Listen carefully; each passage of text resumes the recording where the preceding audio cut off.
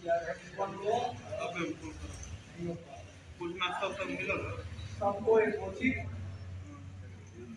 नमस्कार, प्रणाम, वंदन, नमन के साथ भगवान परशुराम के चरणों में मैं वंदना करता हूँ। अज्ञान तिमिरान्धस्य ज्ञानांजन शलाकया चक्षुरुन्मिलितं येन तस्मै श्री गुरुवे नमः। इस समय बीच में हम लोग के बीच के बैठे हुए भगवान परशुराम उनको नमन करते हुए आप लोगों को ये बताना चाहता हूँ कि कार्यक्रम भव्य होता, लेकिन 4 दिन से हमारी तबीयत खराब है, आज भी खराब हुई है। मैं सोया था, लेकिन जनार्दन मिश्रा ने कहा कि आप आ जाइए, तो मैं आ गया। कार्यक्रम को भव्य बनाना था, लेकिन भगवान परशुराम को शायद मंजूर नहीं था। 2-3 वस्तुओं पर मैं प्रकाश डालूंगा। पहला चीज तो गौरी घाट पर प्रकाश, दूसरा चीज तृतीया पर। भगवान परशुराम जहाँ हम बैठे हैं, भगवान परशुराम की तपोभूमि है। उनका जन्म भूमि अयोध्या जौनपुर जरूर है, लेकिन उनका तपोभूमि जो है गौरी घाट। क्यों? जब जनकपुर में शंकर जी का धनुष टूट गया, शंकर जी का धनुष टूटने के बाद राम और परशुराम का संवाद हुआ। संवाद के बाद भगवान परशुराम तपस्या में लीन होने के लिए वहां से चल दिए। उन्होंने उत्तर वाहिनी महासरजू के पावन तट पर 52 कोस का जो है लश्कर की बाग है, इसके बगल में जो लोहड़ा का दीवारा है, बीच में महर्षि परशुराम ने आकर साधना की। जैसा कि हम कई पुस्तकों में अध्ययन करने के बाद उसको कई बार में प्रकाशित किया। जब भगवान राम जनकपुर से चले अयोध्या के लिए, तो नाव का रास्ता रहता था। पहले पैदल यही सवारी थी, यातायात का साधन यही था।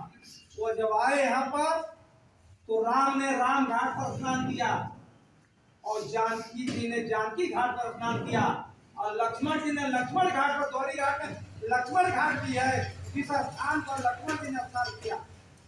और जब स्नान करने के बाद भगवान राम साधना में जुट गए, तो आप देख रहे हैं कि महर्षि परशुराम हमारे निकट है।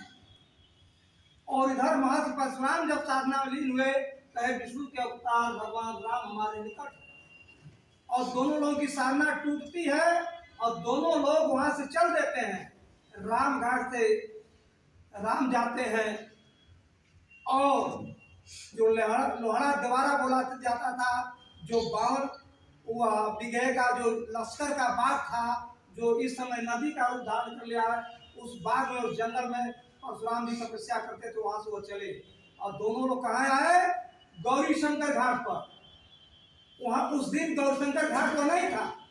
वह 2 हरि जो जब वहां मिले, तो दोनों के आराध्य देव जो हैं भगवान शंकर थे। और दोनों लोगों का मिलन हुआ। मिलन होने के बाद वहीं पर शिवलिंग की स्थापना हुई। आज भी वह शिवलिंग गौरी घाट में आज भी वह शिवलिंग मौजूद है, क्योंकि 1992 में तत्कालीन जिलाधिकारी दिनेश सिंह खोदने का प्रयास किए, लेकिन दिनेश सिंह नहीं खोद पाए, पूरा प्रशासन नहीं खोद पाया, गुलाब चेयरमैन से नहीं खोद पाए। रात को 12 बजा शिवलिंग कटने के कगार पर नदी में जाने का हुआ था। तब लोग, गुलाब चेयरमैन वहाँ के पुजारी जो थे, उन लोगों को कुछ आभास हुआ कि यहाँ पर भगवान से पहले आराधना किया जाएगा, तभी यह शिवलिंग यहाँ से निकल पाएगी। तो ये लोग वहाँ पूजा पाठ किए, रात को आराधना किए, तो शिवलिंग अपने आप जो है वहाँ से निकल गई, जो कि स्थापित हुई है शंकर घाट पर, यहाँ पर ऊपर। तो यह इतिहास है यहाँ का, इसलिए इसका नाम गौरी घाट है। उत्तर वाहिनी सरजू है, काशी क्षेत्र है, बहुत पुनीत जगह है और यहाँ लड़ाई में, स्वतंत्रता संग्राम की लड़ाई में जो संकल्प दोहरी घाट में गौरशंकर घाट पर लिया गया था, इसके बाद हमारा देश स्वतंत्र हुआ। अगर आज पांडे जी ने प्रस्ताव रखा कि जौनपुर का नाम बदला जाए, तो यहीं से वह प्रस्ताव जाएगा तो वो भी नाम बदलेगा। यह जो है यहाँ का रिकॉर्ड है।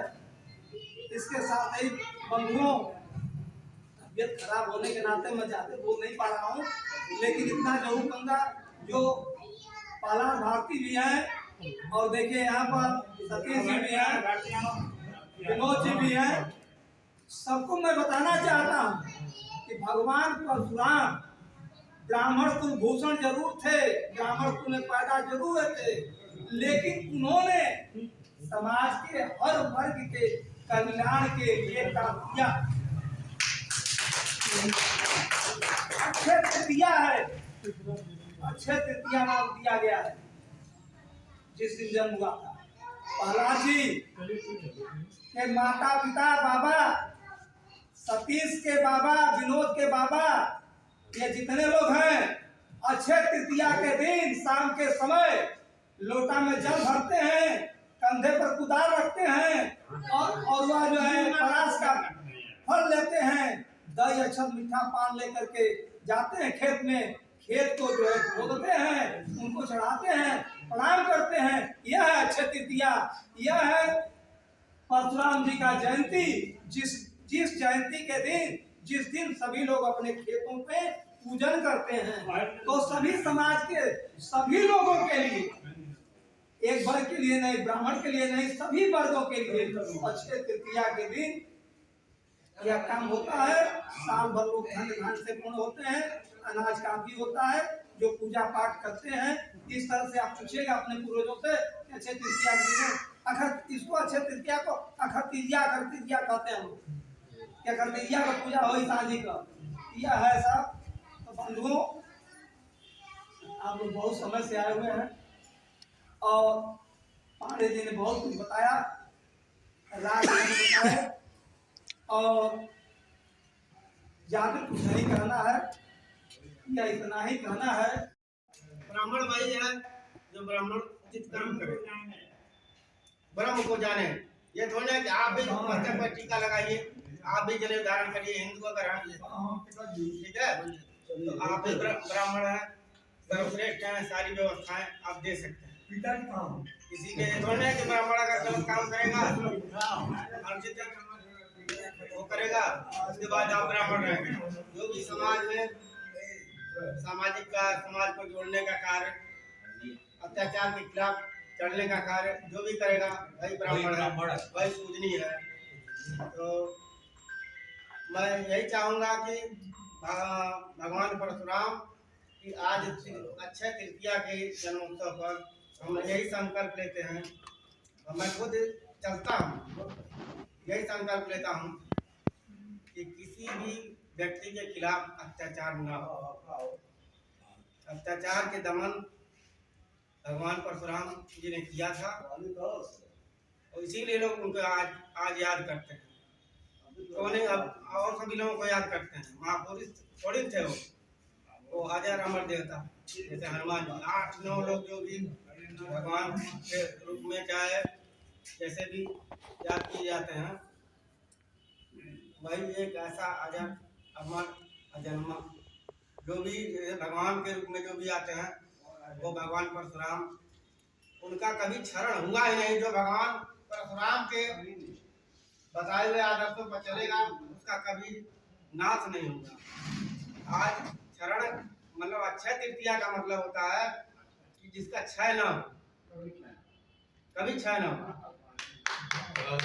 आज के दिन आया गया संकल्प हर व्यक्ति को यही शिक्षा देगा, चाहे जो भी बात हो, कि हम किस भी कार्य को करेंगे भगवान परशुराम की कृपा से। भगवान परशुराम ऐसे भी व्यक्तित्व थे कि जिनके नाम को लेकर के जो सुबह नाम लेता है उनका, उसका सारा कार्य पूरा हो जाता है।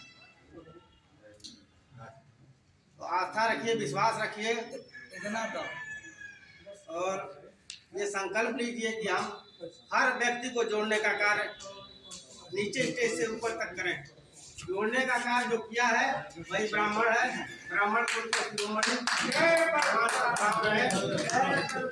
उनकी अनंत गाथाएं हैं, अनंत कथाएं हैं, जिनके बारे में ज्यादा पूरे विश्व में आवाज उठाई। उस समय वही हमारे जो भी हमारे भारत के धरती पर जन्मे, विश्व में नाम पटन किए, उनको सभी लोग जानते हैं। तो जो कहते हैं कि जयंती वाली बात जयंती महापुरुषों की होती है, ये मूर्खतापूर्ण बात है। ये अवतारी पुरुष थे, जैसे भगवान राम से पहले भगवान परशुराम थे। पहले राम वही थे पूरे जग के। उसके बाद इनका शंकर भगवान के ऊपर आपसी मिलन हुआ और वहीं से भगवान परशुराम परशु वस्त्र उन्होंने दिया, वही भगवान परशुराम का भगवान